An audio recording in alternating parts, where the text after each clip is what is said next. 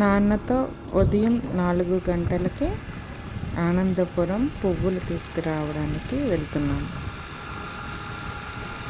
పువ్వులన్నీ కొనుక్కొని తిరిగి ఇంటికి వచ్చిన తర్వాత అమ్మ నాన్నల సహాయంతో సప్త శనివార పూజ శనివారాలు 7 చక్కగా పూర్తయ్యాయి. 8వ వడ్డీ వారం జరుపుకుంటున్నాం. శ్రీమాత్రే నమః. అందరికీ నమస్కారం అండి. లలితాదేవి ఛానల్ సభ్యులందరికీ నమస్కారం.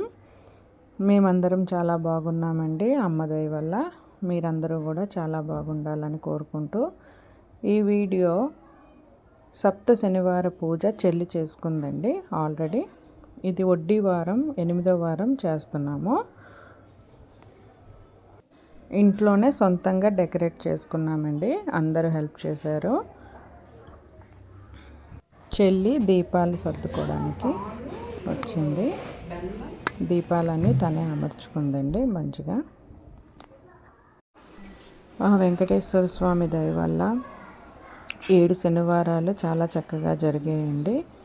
8వ వారం ఇంకొంచెం బాగా చేసుకుందామని ఒక్కొక్క వస్తువు అలంకారం కోసం అన్నీ ఒక్కొక్కటిగా తెచ్చుకొని పెట్టుకున్నామండి. ఇంత బాగా అలంకరణ అవుతుందని మేము కూడా అనుకోలేదండి. చివరికి మొత్తం అలంకరణ అయిపోయిన తర్వాత అందరూ కూడా చాలా బాగా చేశారు అన్నారండి. చాలా సంతోషం అనిపించింది. స్వామి ఆశీర్వాదంతో మాకు ఇంత బాగా జరిగిందండి. మీరందరూ కూడా ఇలాగే చేసుకోండి. మా ఛానల్ కానీ నచ్చితే, మా పూజ నచ్చితే మాకు లైక్ చేయండి, షేర్ చేయండి. మా డెకరేషన్, మా అలంకరణ మొత్తం నచ్చితే కామెంట్ చేయండి. ఈ వీడియో చివరి వరకు చూడండి.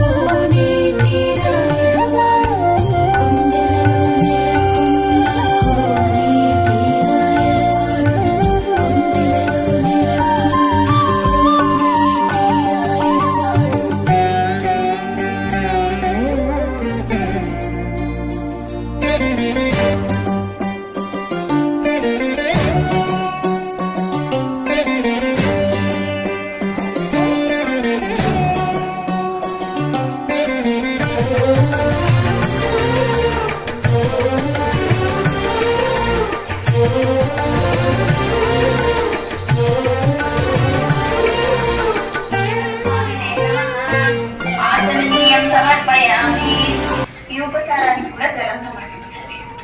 ఇప్పుడు రాబోయేది పంచామృత స్నానం. దీనికి స్వామికి పంచామృతాలతో అభిషేకం చేయండి. నది క్షీరాజ్య మధుభిః అలిమేలుమంగా పద్మావతి సమేత శ్రీ వెంకటేశ్వర స్వామినే నమః.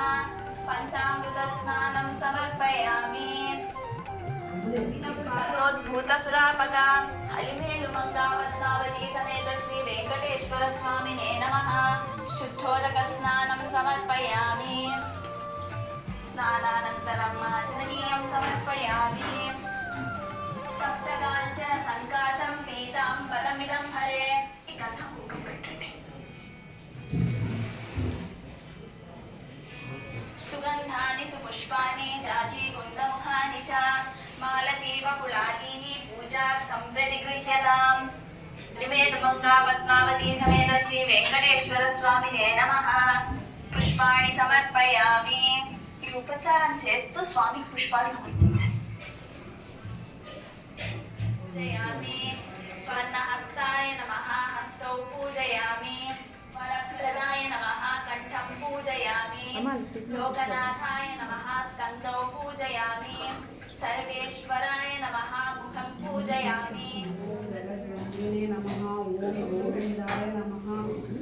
శాశ్వతాయ నమః ఓం అనేకమూర్తాయ నమః ఓం అవ్యకాయ నమః ఓం కటిహస్తాయ నమః ఓం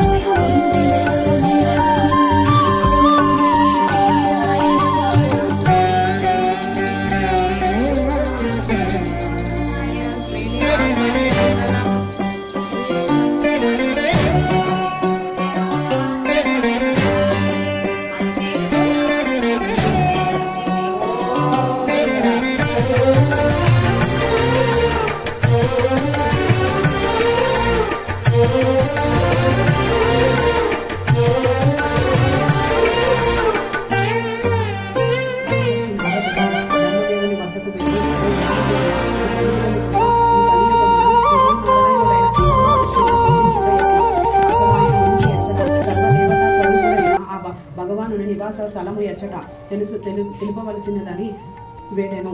బ్రహ్మ నారద ముని అడిగిన అంశమున సావధానముగా విన్నవాడై నీకు ఆయనకు కోపము రాలేదు. రాకపోగా మునేంద్ర, తమ ఆగమనం చేత వైకుంఠమే పావనమైనది. నా వక్షస్థలమును కన్నుట వలన నీ పాదములకు నొప్పి కలగలదేమో అనుచు మృగు మహర్షి పాదములు చుచు ఒక పాదము నందు గల 3వ నేత్రము చిమ్మి వేసెను. మృగువునకు గర్భభంగమై మా హృదయము జ్ఞానరంగమైనది. అంతటా ఆ ఋషి శ్రీహరితో, పురాణ పురుష, కలియుగమన మానవుల పాపాత్ములై సంచరించుచు నానావిధ కష్టములను పొందుచున్నారు. కావున భూలోకమున ధర్మస్థానములకు ప్రజల